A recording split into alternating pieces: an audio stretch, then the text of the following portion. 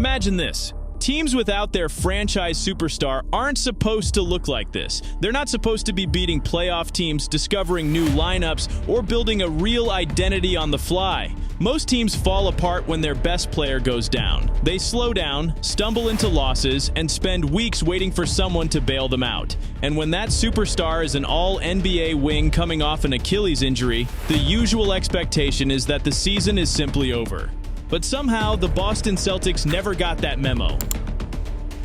They opened the year without Jayson Tatum. No safety valve, no bailout scorer, no one to take over late in games. On paper, that should have been a disaster. But instead of collapsing, the Celtics quietly became one of the most surprising stories in the league. Wins over the Cavaliers, Knicks, Magic, and Pistons piled up. The chemistry didn't just hold, it got better. Their offense didn't stall. It became more creative. Instead of waiting for Tatum, they started winning without him. And the craziest part? Boston didn't just survive, they thrived. The centerpiece of all of it has been Jaylen Brown. For years, Jaylen carried a question mark. Could he really be a #1 option? Not just a star next to Tatum, not just the guy who drops 35 when he gets hot, but a true offensive engine capable of running everything through him. It was the biggest unknown coming into the season. Nobody doubted his talent. People doubted the responsibility. That question has officially been answered. With Tatum out, Jaylen didn't just step into the role. He grew into it. He's playing the best basketball of his life. When he's on the floor, Boston's offensive rating jumps to elite levels. When he sits, the offense drops by double digits. That kind of swing only happens when one player is literally driving the entire structure of what you do. Over the last stretch of games, Jaylen has been putting up superstar numbers. Around 30 points, elite rebounding, high-level playmaking, and defensive activity that shows up every night. And he's doing it while carrying the full defensive attention. The best defender, the strongest matchups, the game plan built against him. This isn't just a hot stretch. This is production exactly when the team needed it most. A huge part of this transformation comes from the mid-range. Jaylen's always been comfortable there, but this year it's become his signature weapon. He's shooting a massive volume of long, mid-range jumpers, more than anyone in the league, and hitting them at an incredible rate. That kind of shot making is rare. It puts him in the same category as Shai Gilgeous-Alexander, Kevin Durant, and DeMar DeRozan. These are the shots that don't require perfect spacing. These are the shots that save your offense when nothing else is working. For Boston, Jaylen has been that player night after night. Even the biggest criticism he's carried, the handle, finally looks manageable. The eye test shows quicker counters, tighter combos, and more control. Turnovers will always exist when a player touches the ball this much, but he no longer looks frantic. He understands how to weaponize his strength and speed without dribbling himself into trouble.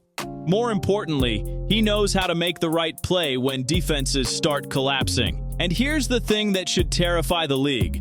Once Tatum returns, Jaylen steps back into his more natural role. But this time, he's coming back stronger, smarter, and more confident. That doesn't just upgrade one player, it upgrades the entire team.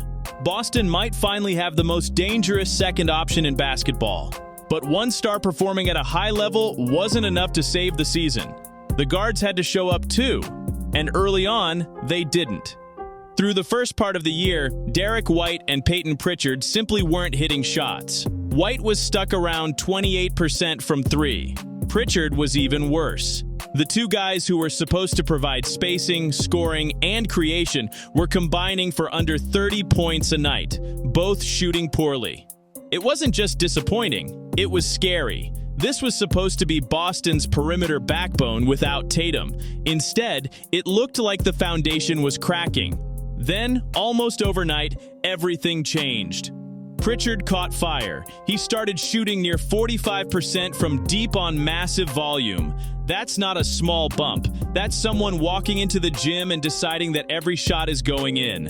At the same time, Derek White climbed back up to nearly 40% from three. Suddenly, the floor opened up.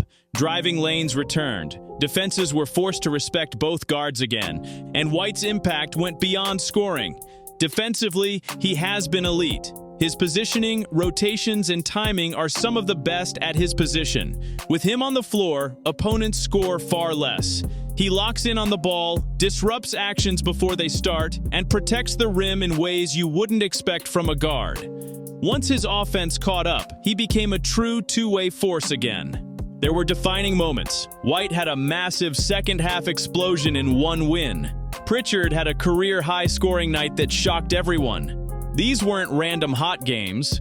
They were turning points, moments where Boston stopped hoping for good perimeter play and actually got it. But the most surprising twist came from the players nobody believed in. Before the season, Boston's bench was supposed to be thin.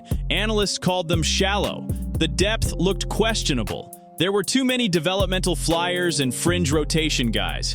Everyone assumed they'd struggle to survive when the starters sat. That narrative didn't last long. Jordan Walsh became a winning player. His box score numbers don't pop.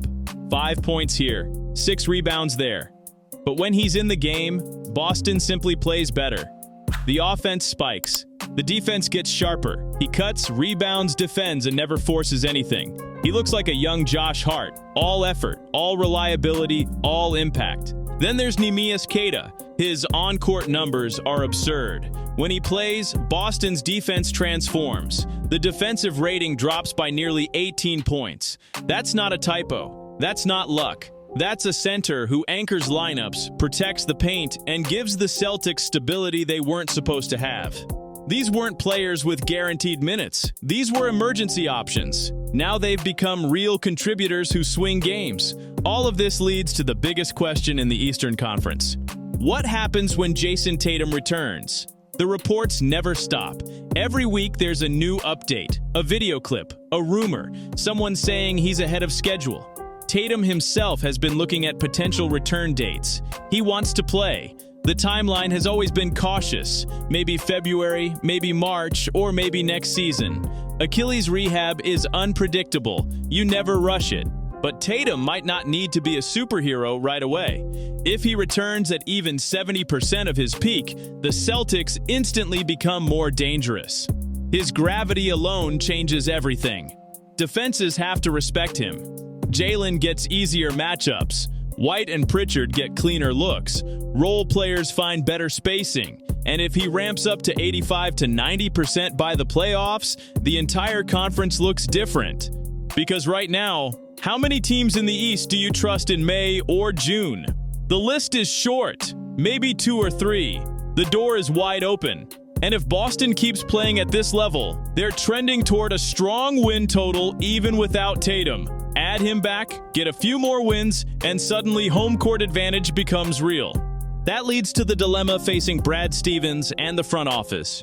Do you go all in at the trade deadline? If Boston stays near the top, a bold move might make sense. Not a future-only trade. Not a tanking decision. A real win-now upgrade that says they believe Tatum will be back and want to take a swing at the playoffs. But if things slide, the opposite is true. Maybe you protect assets, stay patient, and aim for next season with a fully healthy roster. Either way, one thing is obvious. This season has changed how Boston is viewed. They aren't a team that folds without their star. They're a team that grows. Jaylen looks like a leader. The guards are confident. The bench is reliable. And when Tatum returns, he's not walking into a broken team. He's walking into a battle-tested roster that learned how to win the hard way, a group that found its rhythm under pressure, a team that didn't wait for him to save them. They saved themselves. For years, the narrative was simple. Can Tatum carry Boston? Now, the better question might be this. If the Celtics already look this dangerous without their superstar, who's supposed to stop them when he comes back?